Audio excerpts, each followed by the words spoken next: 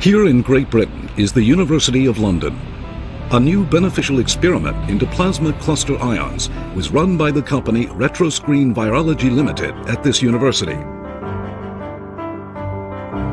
Directing the experiment was the International Authority in Virus Research, Dr. John Oxford. I'm John Oxford. I'm Professor of Virology at the Queen Mary School of Medicine, the University of London, and Scientific Director of Retroscreen Virology Limited.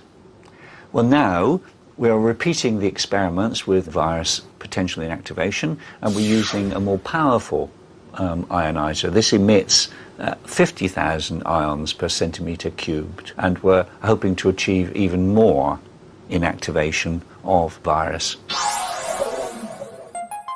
The experiment is carried out using a 1-meter cubed box. First, virus solution is sprayed from the top surface of the box.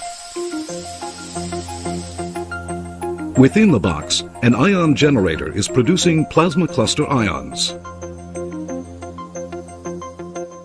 The suspended viruses are gathered at fixed intervals into a solution by a trumpet-shaped collection device.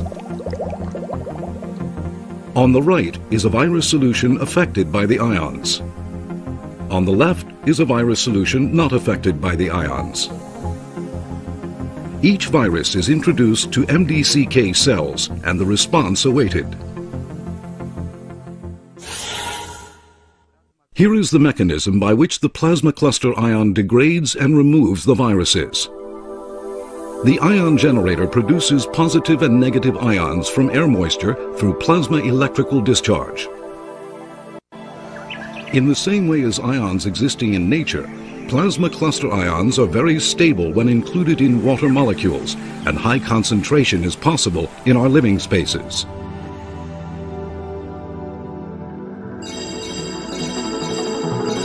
When two ions stick to the surface of a virus, they transform into a highly oxidizing OH radical and draw out the hydrogen from the protein of the spike-shaped virus.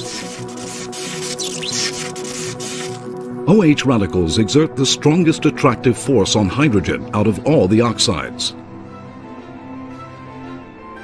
Protein from which hydrogen has been taken is degraded, and the OH radical returns to water. This sequence is performed in an instant, completely removing the virus. 3 days after introducing the virus into the cell, the reaction is analyzed under a microscope. The cells introduced to the virus not exposed to the ions gradually degrade.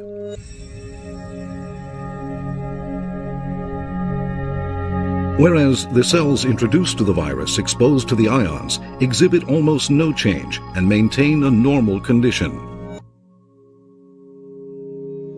This proves that the virus is removed by plasma cluster ions. This kind of experiment is repeated many times over in order to verify the virus removal efficiency. The result verified is that high-concentration plasma cluster ions can remove 99% of the virus in a 1-meter cubed space. Now, with that degree of inactivation, I think one can begin to think clearly about how to apply this sort of technology in practice, in doctor surgeries, in waiting rooms, in people's homes, and that sort of application pleases me quite a lot. These ions inactivate or react with the surface of the virus and cause change on the surface of viruses and thereby help destroy the virus. That's quite a good method of action.